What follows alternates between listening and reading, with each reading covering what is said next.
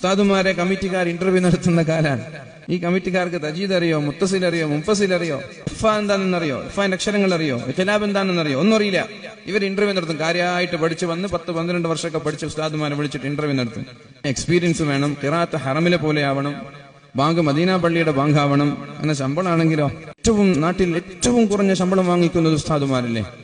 ഹോട്ടലിൽ പോയിട്ട് ക്ലീനിങ് സ്റ്റാഫിന് വരെ മിനിമം 15,000 സാലറി ഉണ്ട് ഒരു ക്ലീനിങ് സ്റ്റാഫിന്. എന്നാൽ പള്ളിയിലുള്ള ഉസ്താദുമാർക്ക് 10,000, മദ്രസയിലെ ഉസ്താദുമാർക്ക് 10,000. എന്ന് നിങ്ങൾ ശമ്പളം കൂട്ടി നോക്കി, സുദൈസിയേക്കാൾ ഉഷാറുള്ള ഖത്തീബുമാർ നിങ്ങൾക്ക് കിട്ടും. ശമ്പളം കൂട്ടാതെ നിങ്ങൾ സുദൈസി വേണമെന്ന് പറഞ്ഞാൽ നടക്കൂല. സുദൈസിയേക്കാളും മികച്ചു നിൽക്കുന്ന കാര്യങ്ങൾ ഇന്ത്യയിലുണ്ട്, കേരളത്തിലുണ്ട്. മറ്റുള്ള മുഅദ്ദിനുമാർ, ഹറമിലെ മുഅദ്ദിനീങ്ങളെക്കാളും ബാങ്ക് കൊടുക്കുന്ന മുഅദ്ദിനീങ്ങൾ നമ്മുടെ കേരളത്തിലുണ്ട്. നിങ്ങൾക്ക് ഇതൊന്നും കൊടുക്കാൻ കഴിയില്ല. ശമ്പളം കൂട്ടാൻ വേണ്ടി കമ്മിറ്റി ഒരു തീരുമാനിച്ചാൽ അപ്പോൾ ഉണ്ടാകും ഒരു 10-15 ആളുകൾ. എന്തിനാ ഇപ്പൊ ശമ്പളം കൂട്ടേണ്ട ആവശ്യം? അവർക്ക് അങ്ങനെ മൗലിദില്ലേ? അവർക്ക് ഇങ്ങനെ കൈമടുക്കൂലേ? എന്തിനാ ആർക്കാ നിങ്ങൾ കൈമടുക്ക് വേണ്ടത്?